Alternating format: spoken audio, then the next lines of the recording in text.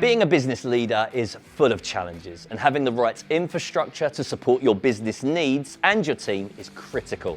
But there's no need to worry, as I'm joined by a panel of industry experts to help navigate us through this often confusing landscape. Welcome to Dell Drive. Today I'm joined by Dan, Aisling and Steve as we take on the challenge of executing your vision. Okay team, so I'm a customer who's met with Dell Technologies and we've identified what our problems are. We've devised a plan to solve them. Now I guess it's about execution, which is possibly one of the most daunting things for an organisation. How can we aid that execution? Well, plan's a really great place to start, right? So can't argue with that point.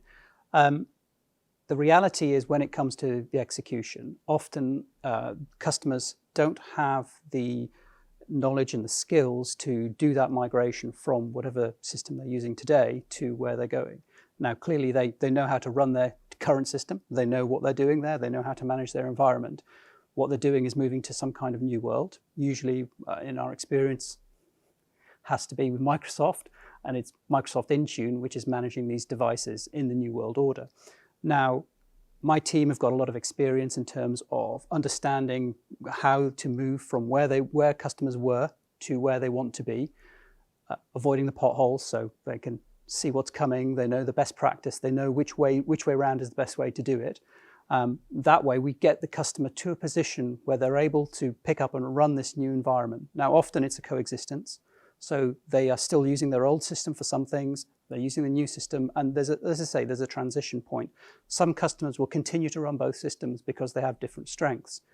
One customer in particular was looking at ways to maximize their investment from Microsoft Intune, and they were looking at obviously managing their clients, their laptops and their desktops, but they also had a third-party system managing their mobile phones.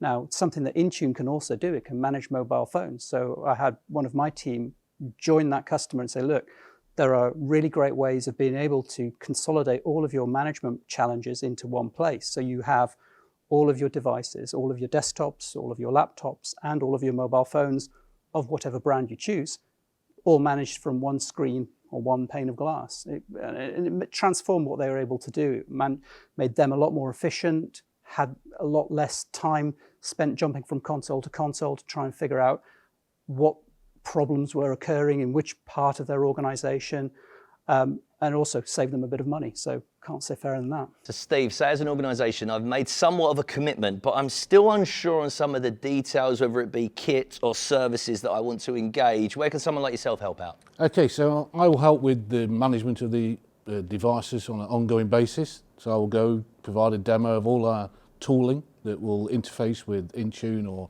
Config Manager or whichever management platform the customer has.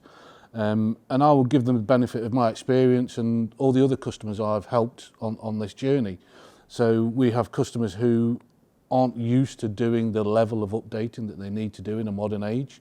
So I will help them put together a package to educate their users, help them understand what they need to do, why it's happening, and what this new management regime is going to look like. Is there any practical element of that? Because let's say there's pushback on you saying, all right, we're going to be doing this, then we're going to be doing that. Yeah, there's a lot of, certainly when it comes to firmware updates, BIOS updates, traditionally they have been a very scary process for the IT admin, to such an extent that a lot of companies don't do them. This day and age, if you don't do that, you're opening yourself up to vulnerabilities, so you have to do it. And the way our system works is pretty much foolproof. You're not going to risk bricking a system for a bad install.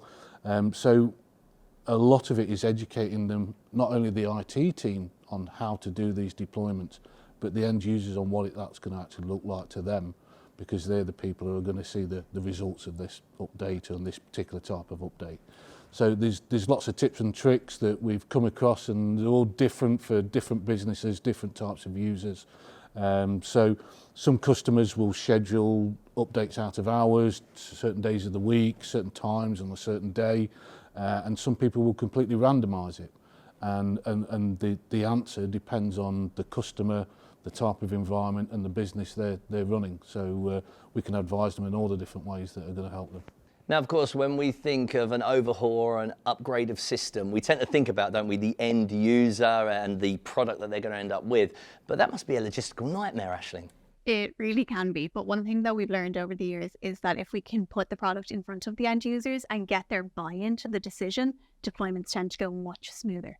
So, for instance, if you have 5 different options that you're going to present, get the 5 different desk setups and get people to trial the desks and let them know and be part of the decision making. And they'll feel really involved and they'll be more likely to buy in, right? So if I'm a user sitting at one display, maybe changing to 2 displays or one really large display, that's going to be quite daunting for me. So I need to sit down, get a feel for it, understand how to use it as well. To Steve's point about educating the end users. What are we doing with all of this extra real estate on the screen? Are we maximizing our productivity, etc.? We have to get their buy-in for the smooth deployment. And one thing that actually we found when we're on site that generally we're aware of, but it can surprise IT departments, is that HR like to come and get involved, right? Because it's all about talent retention and talent acquisition.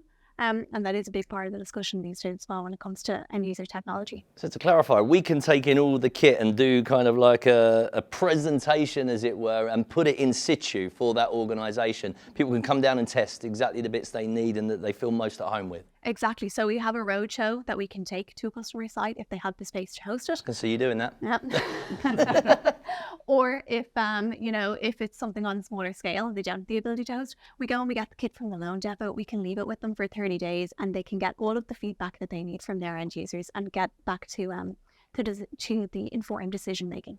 Steve, as part of the execution as well, there's a lot going on in the background to upgrade to perhaps a new OS operating system such as Windows 11 as well, and we will support that. Yeah, sure. I mean, Windows, the OS, the operating system on the user's endpoint is the last step in a long journey. So that typically starts 12 to 18 months before, doing all the testing, making sure that your internal systems are compatible, make the most of the new features of the latest OS. So yeah, there's a lot of work we do beforehand, helping the IT teams understand what they can do, what's required, how they can manage it in a better way, and then that puts them on a better foot forward when the new OS hits the desktop. And Dan, whether it be an area of IT that is familiar or a skill set that's perhaps lacking, our ecosystem that we've created means that we're ready to fill in any gaps and support, correct? Absolutely, absolutely. As I said before, we talk about transitioning from an existing system to a newer system to a more modern system. Potentially the OS as well is as part of that transition. It's about taking advantage of all of the things that new system brings you. And again, until you've got it in place and are able to work with it, it's difficult to actually get those skills up. So, my team are able to arrive with a customer and help them get from where they are today to where they want to be, and then let them learn at their own pace to be able to take it on and manage it onwards. Again, talking something about when you said about Windows 11, it's easy to deploy, relatively speaking. It's not a massive challenge. The challenge really is to take advantage of all of the new features of Windows 11, which requires a lot of work behind the scenes. Again, end users just see maybe the slightly different desktop, right? Which is great, and it's all very modern, and that's good. But the reality is, most of the features, most of the benefits for something like Windows 11 are, in terms of enhanced security and so on. But in order to take advantage of all of those things, there's a potential need for new hardware, but also new ways of working from an infrastructure perspective. So we're able to help our customers get to that point of deploying Windows 11 and taking maximum advantage out of it. With all our experience and expertise at Dell Technologies, it means we may be able to provide a different perspective even to perhaps a direction an organisation is looking to go, and we can advise them better. Yeah, sure. Well, guys, your knowledge has been absolutely invaluable, so thank you for joining us. Now it's over to you guys. Challenge us not only to identify and plan, but execute your IT vision for your organisation. Hit us up in the comments section and feel free to share. And don't forget to check out more in the Dell Drive Club.